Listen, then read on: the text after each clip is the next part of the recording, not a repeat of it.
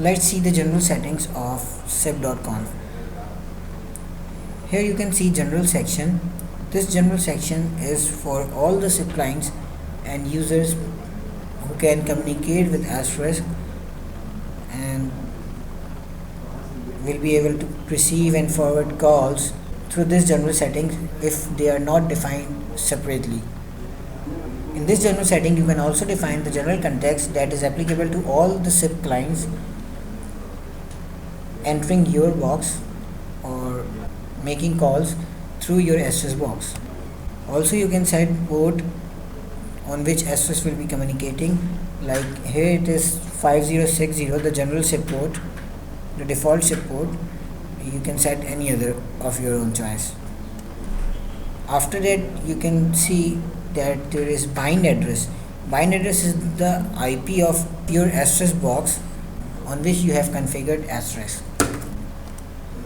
Same as here, there are other parameters like type of service and maximum expiry and many others.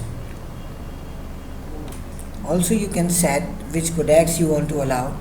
If you want to allow all codecs on your general setting, you can allow is equal to all, and or if you want to allow only some of codecs or one or two of codecs, you can first you have to disallow all, and then you need to allow G729 or ALAW or ULAW, whatever you want. This parameter is to set the default expiry for all SIP clients who are registering to our Asterisk box, and if we want to register any host or any peer, we can type register is equal to yes for that particular host. These are the types of SIP clients.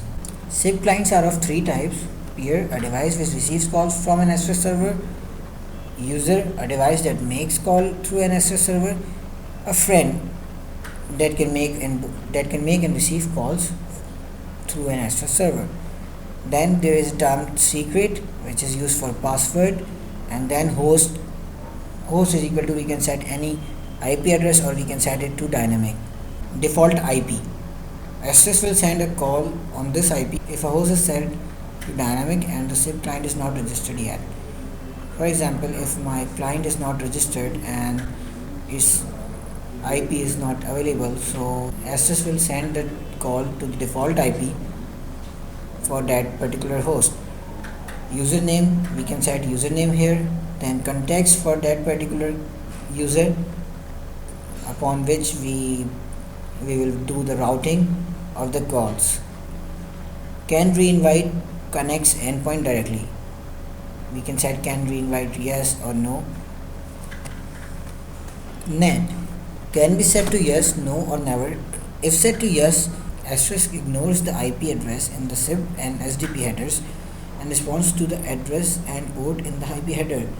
The never option is for devices. The never option is for devices that cannot handle our port in the SIP header, such as the Uniden UIP 208.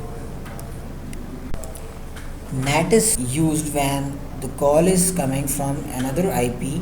Actually, the voice is coming from another IP than the IP which is sending us the SIP signaling. So we can set NAT is equal to yes in that case. Qualify sets qualify to yes, no or time in milliseconds. If you set yes, notify messages will be sent periodically to the remote peers to determine whether they are available and what the latency between reply is. A peer is determined unreachable if no reply is received within 2000 milliseconds. This is of course the main example. To change this default, set qualify to the number of milliseconds to wait for the reply.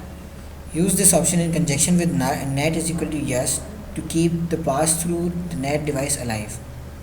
So this qualify parameter is used in conjunction with NAT.